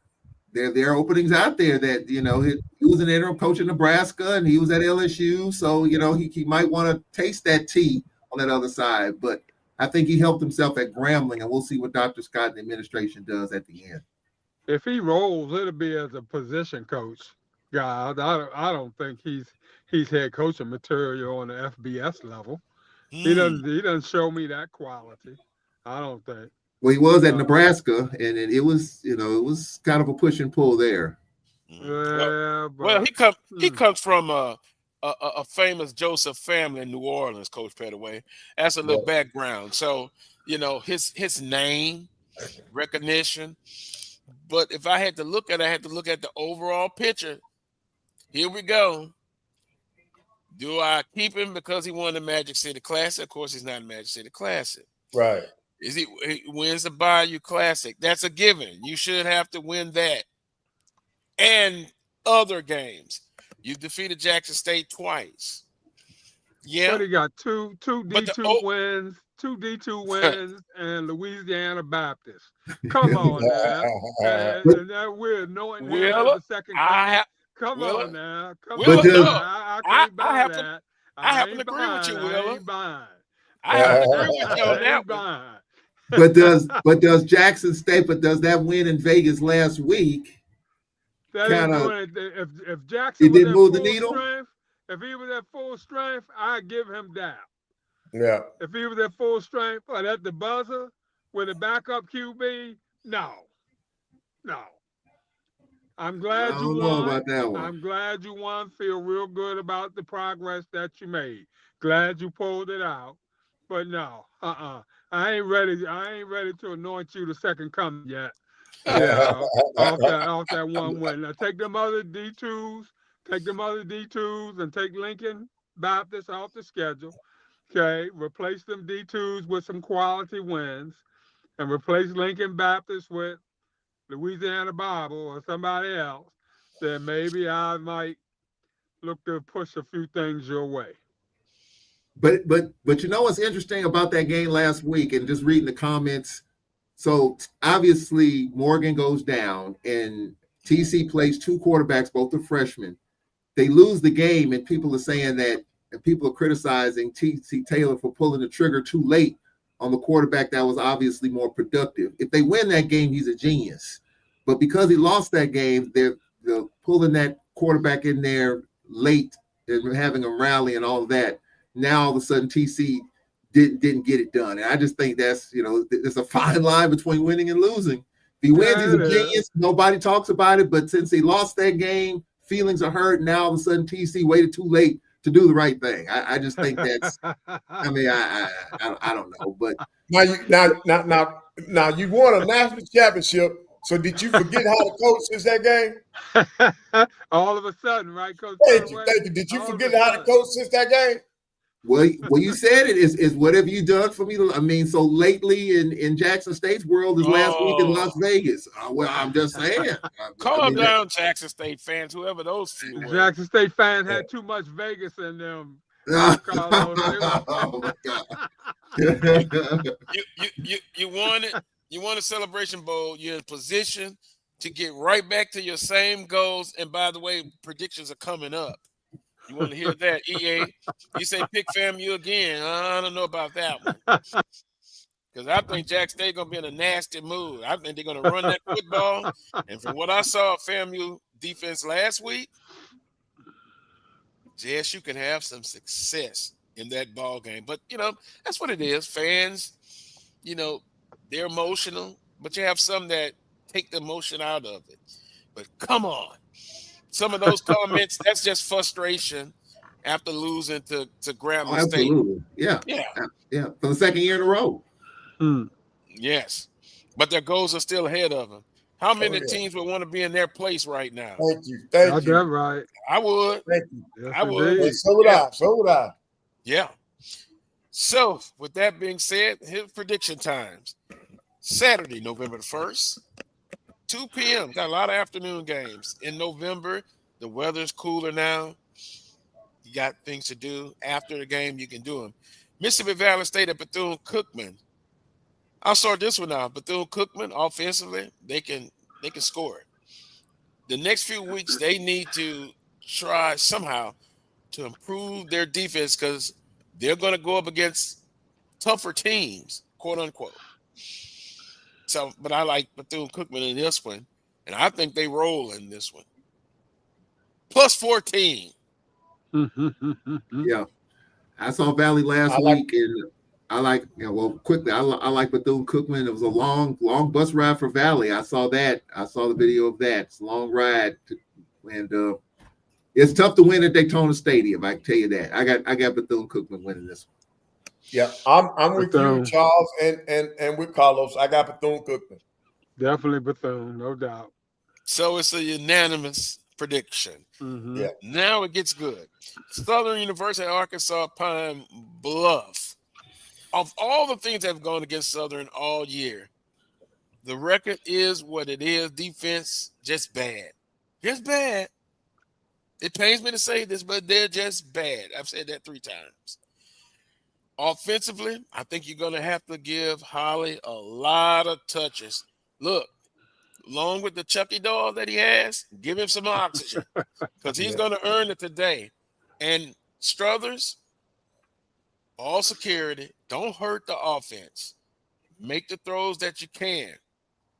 With a new look, as far as I'm concerned, I think Southern ends their losing streak. And by the way, if they continue to lose,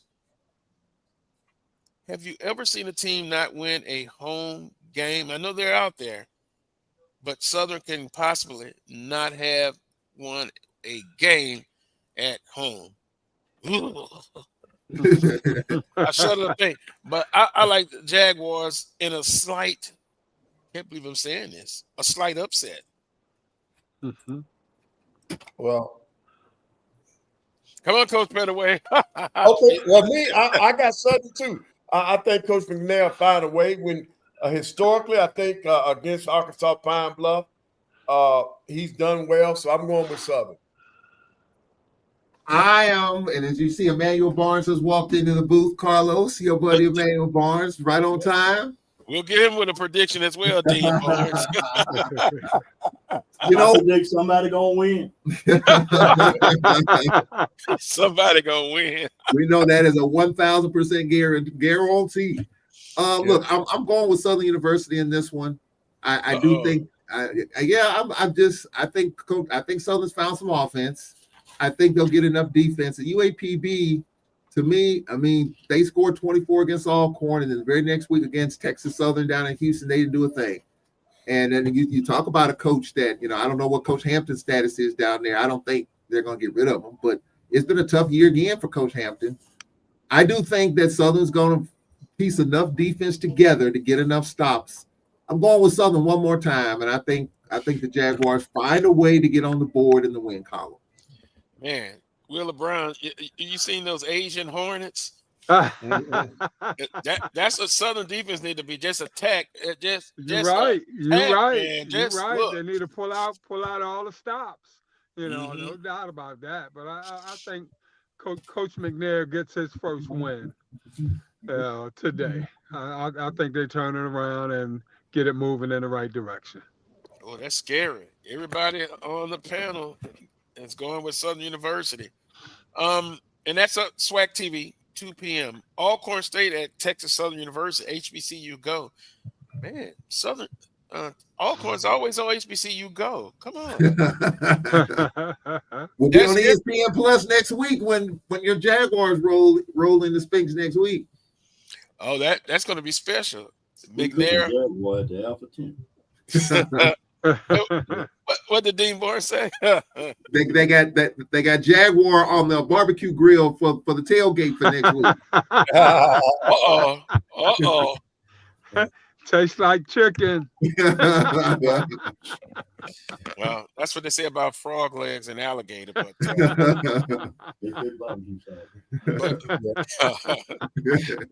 Alcorn State at Texas Southern. Texas Southern is not talked about a lot, but they're right there. Alcorn on the road. Alcorn's been rushing the football greatly. Passing attack. Will Alcorn have to pass somewhat to get this victory? I think I would play Alcorn like I play Southern. I stack the box, and if you beat me throwing the ball, I'll live with that. With that being said, Texas Southern at home, Willa, you always say it's worth 3 points at home. Yeah. I think Texas Southern squeezed out a close victory against Alcorn State. I think I'm going with Alcorn on this one. Oh. I'm going with Alcorn on this one. I think they find a way to run the ball down Texas Southern's throat. Yeah, and I think that's going to make the difference in the game. I think Texas Southern wants to keep pace with Prairie View. I don't think that they're going to let this opportunity slip by with them being at home, even though Texas Southern has beaten Alcorn, upset Alcorn in the past. I'm going with Texas Southern today. And I want to hear the chatterbox, Charles said, rally to your radios. I think it's gonna be a tough one though. But, yes. Cedric Thomas said we drinking a lot of electrolytes this week. Bring your hard hat and lunch pail because it's gonna be a physical football team that we're playing. And I saw it when just some of the video I've seen. And Texas Southern wants to be physical. You know, they had a come to Jesus moment when they lost to Lamar. Coach Dishman said, "Hey, you're gonna do it my way, or you're gonna get out of here." Yeah. So they haven't lost since that Lamar game. You know, they're one play away from upsetting Prairie View. They lose on the final play of the game. They just get out of Valley with a win. They just get out of Grambling with a win. So TSU, you make 2 or 3 plays, and we could be talking about TSU instead of PVU in the Western Division. But the Braves, Jalen Tolbert, I think, is going to be an important factor. He's got to, cut down on the mistakes, throwing the football. They're going to give him an opportunity to make some plays with his feet. He's got to do that. We got to continue to be better on special teams, and our defense is going to have to come after the quarterback. And so I think if we do that, I think we'll have a shot to win this game. And look, one of the worst losses we've had in recent times was right here on this field 2 years ago. The game that still Braves fans talk about is one of the bigger upsets that we've had in this conference. Sunday game. It was a Sunday game here, and so people still talk about it. And I called the charge because they mollywopped Southern at Alcorn the game before, so they were right. They were right for it. Yeah, but for us, it's just a matter of continuing to be better. And look, I mean, unfortunately, Graves is gone. People are still talking about Thomas a little bit. Some people are done, with that situation until they see a change. But as of right here and right now, the moment that we're in, if we can win this game today and we come home for 2 in a row, Southern and Grambling, get those 2, you kind of feel good about the way this season is going as we get ready for Jackson. So we look at Alcorn State and Texas Southern. Okay, everybody predicted. For the record, Willa, who you got again? Alcorn. Coach Pettaway? Alcorn. No. I got Texas Southern. I got Texas Southern. Okay. Yeah. Just for the record. Alabama A&M at Grambling State. Boy, the mindset should be tough. Quarterback still, number one quarterback still injured. Yeah, we playing a third-string quarterback today. Number two is down. He got hurt in the class. Yeah. Yeah. So in other words, their back is up against the wall for more than one reason. Grambling State, huge victory over Jackson State. Could this be a trap game? I wouldn't be surprised. So with that being said, Charles, who do you like in this one? I got Grambling. Brown is the straw that stirs the drink for A&M, and you hate that he's going to be out for a long period of time because I thought he was really a good quarterback early in the year. It's tough for A&M. I think, they're still maybe thinking about that classic last week. Grambling with a big win. They're feeling pretty good. I got Grambling. Yeah. Well, and A&M just different. A&M by 3. A&M by 3. Oh. I'm going with the upset on this one. A&M by 3. Willie, you got more confidence than I do. You got more confidence. confidence. I'm going with Grambling. Finds a way to get it done, Coach Pettaway. I'm going with Grambling. Our third string quarterback. No, I don't see it. I think it's a trap game. I really do. I'm going with A&M. Hell, Carlos, they all trap games. Yeah, but this one is really the official trap game. Nobody's giving them a chance. Grambling off of their huge victory. They're human. They're going to come down a bit. And I think Alabama sneaks by them. If not, I'll say I was wrong next week, and I'll blame it on Charles, as usual. All right, here's another big one. Alabama State at Prairie View A&M. Coach Jackson was on social media talking about homecoming, buying tickets. Now for federal workers that are furloughed. I know that. Good gesture. Good gesture. Alabama State's going to come in. Prairie View A&M's got a chip on their shoulder. Well, the coach has a chip on his shoulder. Even his comments after Southern's game, boy, you benchmark that and you put it in the memories.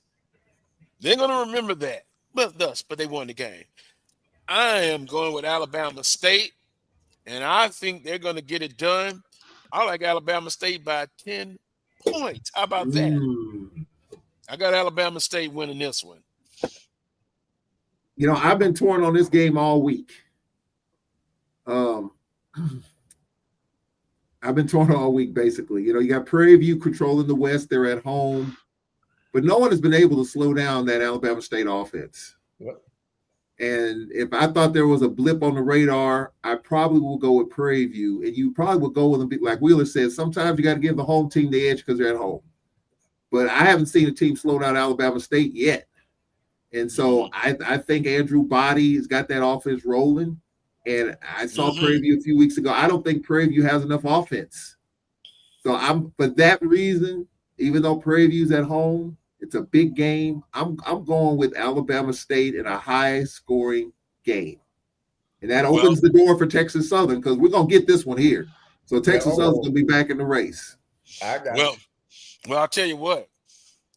Wheeler talks about home field advantage. 5, 4, 3, 2, 1. That's not going to help Prairie View. There's no home field advantage. Right. Before Coach Jackson got there, it's beautiful facility, nice location. The fans just don't come. Yep. Now, I said it, the Carlos Brown Show at gmail.com. Yeah. And then in the comments, Carlos, Edward says Body is going home for a grand performance. So Andrew Body, of anybody on that roster, wants to have a monster game today. And what I like about him, ball security, he managed the offense and he can make explosive plays. I hadn't seen enough of Prairie View, but I saw him when they came to Southern University and they won 24-3. But it was more of Southern's inept. No, I'm not going to say impotent. Inept offense. Alabama State offense is explosive. Let's see how they perform against the Body. I ain't buying Prairie View. I got Alabama State too now. I'm going Alabama State. Go ahead. I gotta go with Alabama State. Gotta go with Alabama State. Coach need to stop selling tickets and get it behind in practice. Sounds like Dean Barnes says Prairie View gonna take care of business. Is that Emmanuel Barnes all year long has not been an Andrew Body believer. He feels like there's a way where Body's just gonna give it away. But I think we only got a handful of games left. I'm sold on Body. I am. That Jackson game kind of did it for me. So I think Body's gonna have a really good performance today. Like a cow give a full bucket of milk to kick it over.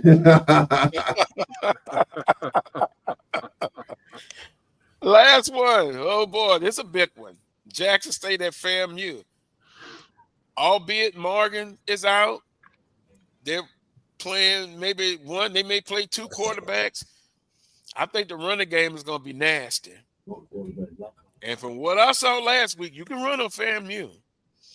You can really run on them, and I think they're going to be in a bad mood. I like Jackson State in this game, and no doubt about it. No doubt about it. A strong pick, Jackson State over FAMU. I got FAMU. I knew you would. And here's why I have FAMU. And I heard the game. I was listening to it, and Lockhart came in, and he did a nice job. Okay, and he'll probably get to start today. FAMU's defense is suspect a little bit, but they're at home.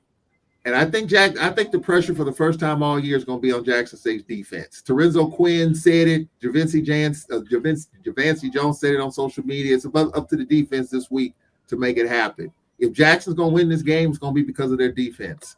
I think offensively, you take a little bit of a step back because you got Lockhart. Yeah, you got a whole week to get ready.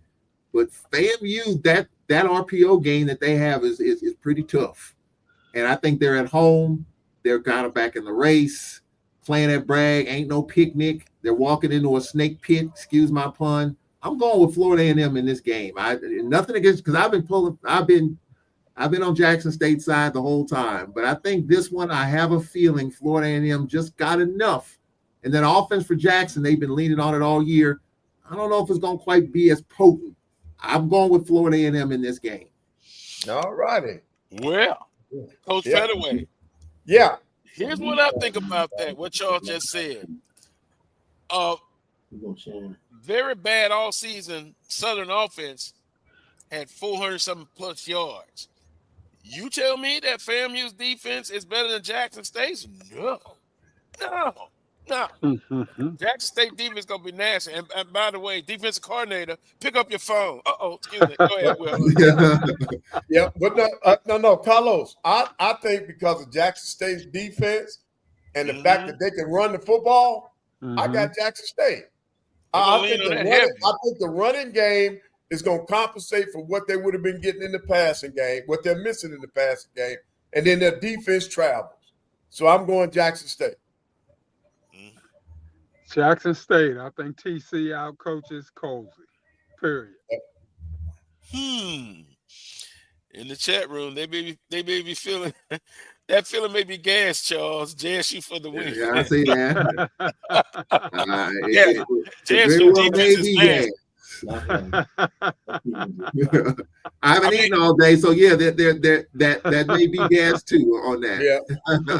But you look at it realistically, JSU's defense is nasty. Yeah. Now I saw him in person against Southern. Trolley, as against North Carolina Central, had one big, huge, long run. But other than that, they made the quarterback life miserable. They came from different directions. They blitzed. And they had the game plan that Southern's quarterback is not that experienced. You know, on the JUCO level, he was okay. But they made him think. And when you got to think sometimes too much, boom. Yeah. I strongly like Jackson State in this game. Yeah. But we shall see. We've got 5 minutes left. Got basketball. Basketball. Carlos, this past Monday, Alabama A&M men and women played host to Alabama Huntsville crosstown rival. We had almost a sellout. I saw that. Yeah. Nice crowd. The women, unfortunately, now our women went down. They gave up 11 threes, and then of course we had an injury in that game. So I hope that our women will bounce back. Our men have a game this Monday night. Our women play Talladega on Wednesday. Who do the men play? Walker got hurt. Walker got hurt against Alabama Huntsville, and I want to say she hit her head. So if she's in concussion protocol, that's the second. I mean, she was in there last year, so that's tough. The men play Blue Mountain. Oh yeah. I think that's the team that Grambling used to play. I'm not that familiar with them. Out of Mississippi, they're in North Mississippi, up in the mountains of Mississippi. Oh, okay. Blue Mountain Bible, right? Blue Yeah, Mountain Bible. yeah. But they won't have to travel. They won't have to travel far though, Coach Pettaway. No. So I'm looking forward to basketball. It's upon us. Yeah, I just kind of wish that it wasn't so heavily guaranteed games, but it is what it is. Charles, who does Alcorn start off with, both men's and women? The women open up on Monday night against Nicholls State at home. I'll be there. And then on Tuesday, the men play Florida State in Tallahassee. Jake Morton's first game. Jake Morton scared to death. Florida State put up 100 on Alabama, Coach Pettaway. Coach Morton wants to play fast. He said, I got to slow this thing down Monday night. We ain't going to go as fast as what I was been saying because Florida State can push it. So that's who we have. And then our women come back and play Mississippi University for women on Wednesday at home. Well, Charles, they could be 2-0. Nicholls State, that's a winnable game. Oh, we got Ole Miss coming to town. Our women got Ole Miss coming to the event center. Wow. Southern women at Iowa, men at Arkansas, then the men go to Marquette. Every time I look at that, you remember last time Coach was on, he said he was disappointed I hadn't looked at that schedule. Yeah. I looked at it totally now. Every time I think about a tough schedule, I think about Wheeler. And if I was close to Wheeler, I could just grab it. Oh my goodness, that man. But it is what it is. Get Coach a big screen TV for the locker room. Yeah. Yeah, get him a big screen, Carlos, and call it a day. We got a basketball shooting machine on one of our guarantees one year. They brought that thing in after I think we played Arizona State. We got a shooting machine out of it. Yeah. You know what I want? I want 3, 4, 5% of those games. Don't hold my breath on that one, huh? We played somebody when I was at A&T, Carlos. They put the big screen TV on the bottom of the bus. And slid it right underneath the bus. Brought it on home along with the big check. Yeah. Brought it on home. 1 minute left. Delaware State. Oh yeah. Could they represent the MEAC? Yeah. No.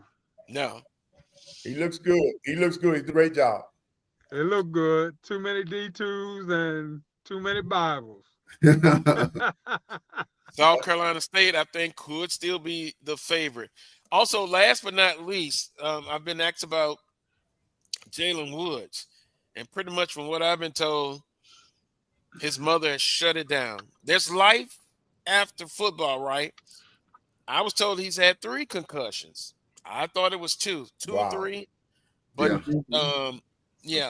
I don't blame mama. Shut it down. They'll probably look at getting a medical red shirt. He'll probably can get that. But does he really want to extend his football career? The NCAA may be shutting him down, Carlos. Yeah. Well, mama shut it down. So yeah, but I mean, the NCAA may be coming behind that and shutting him down for good. And so I thought about that when Coach Pettaway talked about the young lady that got a concussion. Well, that's going to do it. Interesting show as always. We'll be back next Saturday at 11 a.m. You coming to Alcorn next week, Carlos? You kidding me, Charles? After this season? Oh no. I don't know. I may shut down the road trips. Oh man! But I am going to the Celebration Bowl, so I'm getting Charles, ready to put some alligator on the grill, Charles. Alligator on the grill. Man, I talked about that alligator. We ain't won much, and that alligator still swimming in the bayou right now. He shut that down real quick. Get me some redfish, and we might have a deal. Okay. On that note, as always, peace and God bless.